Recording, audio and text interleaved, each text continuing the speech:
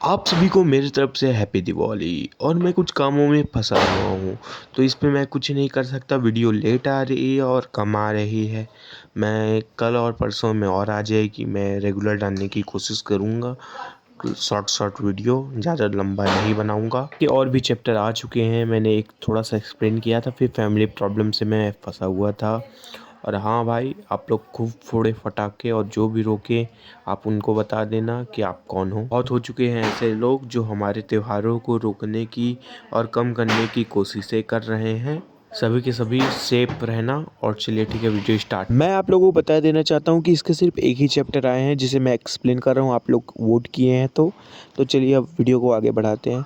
शुरुआत में दिखाया जाता है कि बिजलियां गिर रही होती है। वो सारी बिजलियां हमारे चैन के ऊपर आके गिरती है। चैन उन सब थंडर को अपनी तरफ आते देख रहा होता है। सारे थंडर वोट खत्म हो गए होते हैं। वो शांति से खड़ा होता है। चैन कहता है कि मुझे मेरी डिवाइन कॉन्शियसनेस को यहाँ छोड़ना होगा। जब मैं ये सब कर लूंगा तब जो मेरा कॉन्शियसनेस है वो 10,000 किलोमीटर तक फैल सकता है। इस हिसाब से तो मैं डिवाइन कॉन्शियसनेस से पूरे क्यूआई माउंटेन को सर्च कर सकता हूँ। अगर मैं अच्छे से बोलूँ तो आसपास की जितनी भी जगहें हैं उन सबको मैं पहले से भी अच्छी तरीके से देख सकता हूँ। डिवाइन ट्रांसफॉर्मेटर के स्टेट में आसपास की जितनी भी स्पिरिचुअल एनर्जी है मैं उन सबको कंट्रोल कर सकता हूँ। जितने भी एलिमेंट है उन पे काबू करना और उनके ऊपर अपना अधिकार जमाना और हेवन एंड अर्थ को डोमिनेट करना। एक शक्तिशाली व्यक्ति जो डिवाइन ट्रांसफॉर्मेशन में है वो दुनिया के पावर के 1/3 हिस्से को संभाल सकता है। मतलब इतनी पावर आ जाती है कि वो 1/3 हिस्से को अपने हिसाब से कंट्रोल कर सकता है। ये बहुत अमेजिंग है। ये जो ट्रांसपोर्टर स्टेट है इसकी पावर मुझे फील हो रही है। मैं कुछ और नहीं कर सकता, बस मुझे और फील करना होगा। बधाई हो होस्ट, आप डिवाइन ट्रांसफॉर्मेशन में सक्सेसफुली आ चुके हैं।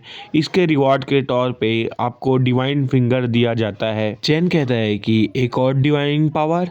चलो बैक घर में जाते हैं और वहां देखते हैं इस डिवाइन पावर को। वहां से तुरंत टेलीपोर्ट हो जाता है। अब हमें पीछे के बैक माउंटेन का प्रैक्टिस रूम का सीन दिखाया जाता है जहां चैन कल्टीवेशन कर रहा होता है। सिस्टम को आवाज देते हुए कहता है कि हेवनली फिंगर।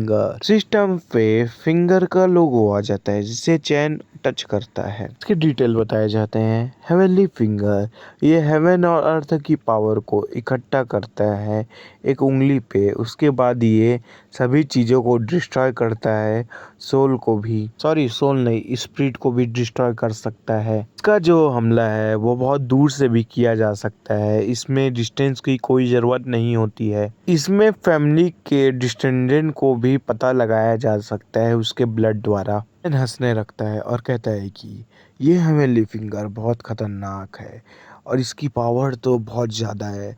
किसी के भी ब्लड को लेके मैं उसकी ब्लड लाइन तक को पता लगा सकता हूँ और बिना दूरी के मैं सभी चीज़ कर सकता हूँ, तब डिस्ट्रॉय भी कर सकता है ये बड़ी दूरी से। तो इससे जितने भी मेरे फैमिली के मेंबर है वो डिवाइन स्टेट की पावरों का इस्तेमाल कर सके। ये जो डिवाइन पावर है ये बहुत ही अमेजिंग है। हमें हमारे माउंटेन पे वापस जाना चाहिए। जो कैलेमिटी क्लाउड थे वो हट चुके हैं। ये जगह शिवो परिवार का बैक माउंटेन है जो कि 1000 किलोमीटर दूर है। तो बैक माउंटेन से 1000 किलोमीटर दूर आए थे उस ठंडर से बचने के लिए। सिस्टम को आवाज देते हुए कहता है कि चेकिंग द पर्सनल पैनल। इसको भी इसका इंफॉर्मेशन चाहिए, वो चुपचाप इसको पॉज करके पढ़ ले। मेरे को नहीं पढ़ना इतनी बड़ी इंफॉर्मेशन। चैन बहुत खुश हो जाता है और कहता है कि क्या मेरी जिंदगी 5000 साल लंबी हो गई है? लेकिन इससे ज्यादा divine transformation step of first level ही ज्यादा इंटरेस्टिंग लगता है। ये मेरे कल्टीवेशन को अच्छे से समतलित करना होगा। कल्टीवेशन कर रहा होता है। 3 महीने गुजर गए होते हैं। चैन की आंखें खुलती है कल्टीवेशन के बाद। उसके बाद राहत की सांस छोड़ता है। फिर चैन कहता है कि मुझे अपने कॉन्स्टेलेशन से पूरे सिया माउंटेन को देखना होगा। उसके माउंटेन में क्या हो रहा है और उसके परिवार में क्या चल रहा है सबको वहीं से देख रहा होता है। 6 और भी डिसेंडेंट आ गए हैं जिनके पास स्पिरिचुअल रूट है। कुछ नोटिस हो रहा है जो हमारे सीओ परिवार है इसमें डेमोनिक एनर्जी कहाँ से आई। सिस्टम जानकारी के लिए जांच करो। जानकारी बताने लग जाता है सिस्टम, और मैं इनकी जानकारी नहीं बताने वाला क्योंकि ये लोग मरने वाले हैं और इनकी रेस डीमन है। ये सब डार्क सोल हॉल से हैं। चैन बहुत गुस्से में कहता है ये सब। बता देता हूँ कि ये स्प्रिट जेंसिंग बोल रहा होता है और इसका एक और नेम है जिसको मेरे को बिल्कुल याद नहीं, स्प्रिट जेंसिंग नाम ही मेरे को याद है। वो कहता है कि आखिरकार मास्टर को हुआ क्या है, वो इतनी किलिंग कंटेंट दिखा क्यों रहे हैं।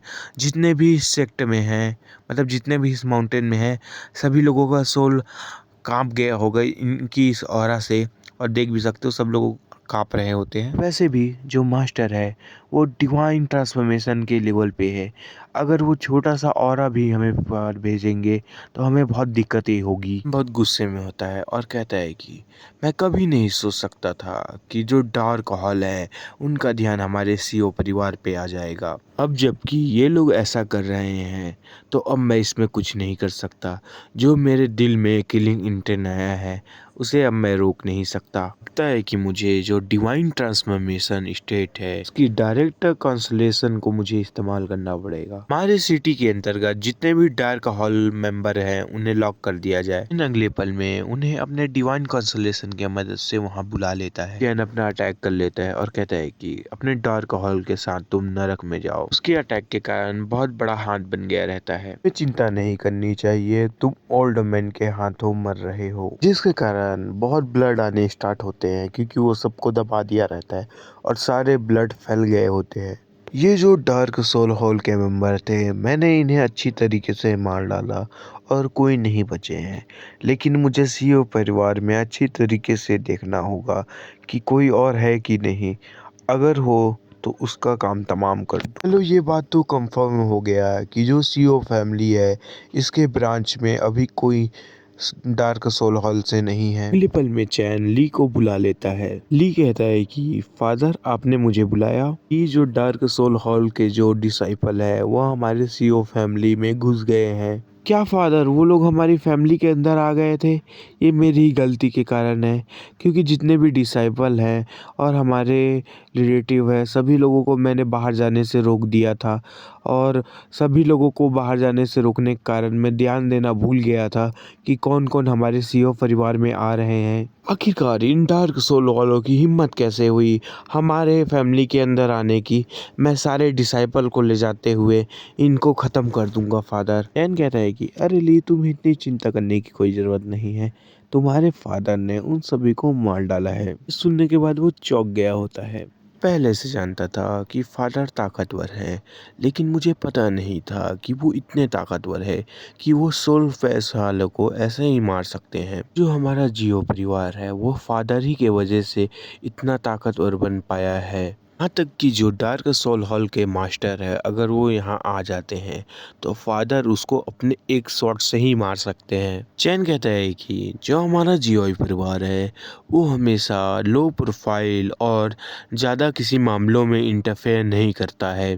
खैर वैसे भी अब से जियो परिवार में जो भी अंदर आने की कोशिश करता है तो उसके लिए सख्त कार्रवाई की जाए और उनकी जांच की जाए। तो हमारे जियो परिवार के कर्मी होंगे उनका भी रक्षा का ध्यान देना चाहिए। कहता है कि ठीक है फादर, मैं ये सब समझ गया। कहता है कि ये सब तुम्हें चुपचाप करना होगा, वॉइस को चले जाने के लिए कहना। अगले पल में हमें एक सीन दिखाया जाता है जहाँ सर्कल बना होता है और ब्लू कलर की लाइट आ रही होती है। चैन उस सर्कल से निकलता है और उसके बाद वो ट्रेनिंग ग्राउंड के बैक माउंटेन पे पहुंच गया होता है। चैन ली को कहता है कि मैं कल्टीवेशन की प्रैक्टिस करने के लिए इस रूम में रहूंगा और हमेशा तुमको अगर कुछ बात है या कुछ गुजारिश है तो उसे हमेशा 3 महीने के बाद आके तुम्हें करना होगा। मैं अपनी डिवाइन कॉन्सलेशन से, कॉन्सलेशन बोलते नहीं बनता तो मैं डिवाइन आई बोलूँगा, मैं अपनी डिवाइन आई से पूरी सारी जगहों पे नज़र रखूँगा और फैमिली के हर मामलों को मैं देख पाऊँगा। हर महीने में आना है तुमको और सारी डिटेल बताना है कि फैमिली में अब तक क्या हुआ। समझ में नहीं आया है मैं बता देता हूँ।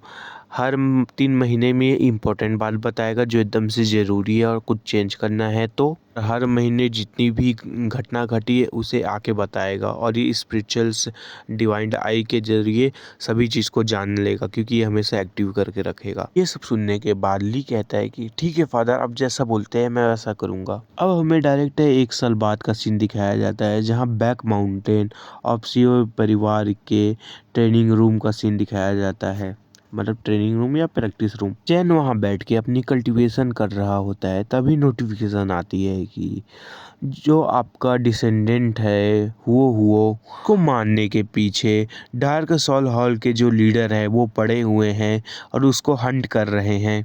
ट्रिगर सिलेक्शन हुआ है, आपको प्लीज़ सेलेक्ट करना होगा। आपको फर्स्ट ऑप्शन दिया जाता है। इसके अंतराल आपको जो डार्क सोल हॉल है इनको डिस्ट्रॉय करना होगा क्योंकि इन लोगों ने बहुत सारे इवल काम किए हैं जिसमें मिंग डायनेस्टी को भी बहुत नुकसान हुआ है और जो इनके मास्टर है ओल्ड डीमन उसे आपको मारना होगा। इस काम से करने के लिए जो आपको रिवॉर्ड मिलेगा वो एक 4th ग्रेड का सुप्रीम डिवाइन वेपन है। सेकेंड ऑप्शन में आपको कुछ नहीं करना है, आपको सिर्फ देखना है कि हुओ कैसे इन डार्क सोल हॉल से निपटता है और जो इसका रिवॉर्ड होगा वो एक 3rd ग्रेड का सुप्रीम डिवाइन वेपन होगा। क्या master of the dark soul hall palace को मानना होगा। और वैसे भी जो लास्ट ईयर है उसमें जो डार्क सोल हॉल के मेंबर है वो हमारे सीओ फैमिली में घुसे थे और जो जियो परिवार की सिटी है उसे अभी अकेला छोड़ दिया गया है और जो master of the soul palace है ऐसा है तो जो आकाश की जो मेरी खोज है इसका फायदा उठाना चाहिए और मुझे ऑप्शन 1 को चुनना चाहिए। ऐसा है तो मुझे फ्रेंड ऑफ द स्काई को चुनना चाहिए और मेरे को फर्स्ट ऑप्शन लेना चाहिए। आपको बताइए हिंदी वाला ज़्यादा अच्छा लगता है कि इंग्लिश में बोलूँ तो ज़्यादा अच्छा लगता है। बधाई हो होस्ट, आपका नेम 4th लेवल का एक डिवाइन वेपन मिल चुका है। सब फिर इसका अलग से नाम ढूंढ के मैं रख दूंगा। अगले सीन में ड्रैगन और एक गोस्ट दिखाया जाता है। कि गोल्डन ड्रैगन और वो डीमन या गोस्ट बोल मुझे नहीं पता, गोस्ट के बीच फाइट हो रहा होता है। जाता है कि उसके ऊपर डायरेक्ट हमला किए जा रहा होता है ड्रैगन। अभी अगले पल में ड्रैगन पीछे की तरफ धक्का खा जाता है, बहुत सारा ऑरा इकट्ठा हो जाता है जिसके कारण वहाँ ठंडर आना स्टार्ट हो जाता है। वो ऊपर से नीचे गिर रहा होता है। मास्टर, क्या मेरे पास कोई उपाय है यहाँ से बच निकलने का? लाइफ से पीछा छुड़ा सकते हैं ताबीज का पीछा करते हुए। हेवनली स्टार टावर जिसे मैंने अपनी मेहनत से बनाया था और जितने भी राइसियस सेक्ट है उनके साथ मिल डार्क सोल हॉल के सामने खड़ा हो गया था और जब मैंने जानकारी जाननी चाही और मैंने जब इन सब पे अच्छी सी जांच करने की सोची और जब मैं डार्क सोल पैलेस पे गया तो मुझे पता नहीं था कि इतनी खतरनाक सोल प्रेशर किसी का आएगा मेरे ऊपर। वो बोलते हुए बिल्कुल नहीं बनता है डिवाइन कंसोलेशन, तो मैं डिवाइन सोल बोल सकता हूँ। लंबे समय तक नहीं लेकिन डार्क सोल पैलेस के अंदर मैं हुओ अगर कहीं भी नर्क है तो उसमें कोई अपने आप को नहीं झोंकता है बल्कि अपनी गलतियों की वजह से खुद नर्क में गिर जाता है। ये आवाज आखिरकार किसका है? मेरे कंसोलेशन पे आ रहा है, कौन मुझे मारना चाहता है? तुम मार्ग हो चुके हो लाइफ टैलिस्मैन से, अब तुम भग के कहीं नहीं जा सकते, बोल रहा होता है वो ईवल ओल्ड डीमन है। अगर तुम्हारे पास एक विंग है तो भी तुम अब बच के नहीं जा सकते। लगता है कि कुछ बुरा होने वाला है मेरे साथ। इस वार्ड में बैठ के वहां से निकलने की कोशिश कर रहा होता है, फिर उसके पास वो प्रॉपर एनर्जी आता है। आपको पता होगा इससे पहले की जो सीन थी अब पास्ट का सीन दिखाया जा रहा है कि उसके साथ कैसे ये सब पीछे पड़ा है, उसके पीछा किया जा रहा होता है। मैं मिंग की कैपिटल डायनेस्टी में पहुंचने वाला हूं। भी उसके पीछे फिर से सोल अटैक आ गया होता है। इस अटैक का नेम नहीं पता तो मैं जो चाहे वो बोल दे रहा हूं, तो समझ जाना अभी सिर्फ एक ही अटैक हुआ है तो इसी के बारे में बात हो रही है। हालांकि मैं इससे ज्यादा दूर नहीं हो सकता लेकिन मुझे दूरी बना के रखनी होगी। ये ओल्ड इवल डिवन का लॉन्ग रेंज एक अटैक है। तभी रिंग से आवाज आती है, डिसाइपल तुम्हें चिंता नहीं करनी चाहिए, ये जो लाइफ चेजिंग टालिस्मैन है ये 1 घंटे से ज़्यादा नहीं रहेगा। ठीक है मास्टर, मैं समझ गया, मैं जितना टाइम ले सकता हूँ उतना टाइम लेने की कोशिश करूँगा। उसे इससे बचना होगा और मेरा ध्यान नहीं भटकने देना होगा। वैसे भी जो मेरा पीछा कर रहा है और डार्क सोल हॉल का लीडर है, अगर यहाँ छोटी सी भी गलती होती है तो मर सकता हूँ मैं। हुओ जो तुम्हारे पीछे आ रहा है वो डार्क सोल हॉल का एल्डर है। ऐसा लगता है कि जो जियो परिवार में मैंने अपने डिसाइपल को भेजा था छानबीन करने के लिए, उनकी कोई खबर नहीं आई है। वहाँ पक्का कोई ना कोई तो होगा। बाद मुझे उस बेवकूफ़ मास्टर से डर लगने लगा। आखिरकार अब मेरे पास मौका है, मैं इस हुओ को पकड़ सकता हूँ। इसके मदद से मैं पहले का और जो अभी का ग्रज है, दुश्मनी है, इन सभी को निभा सकता हूँ। ओल्ड एल्डर उसका पीछा कर रहा होता है, हुओ भाग रहा होता है।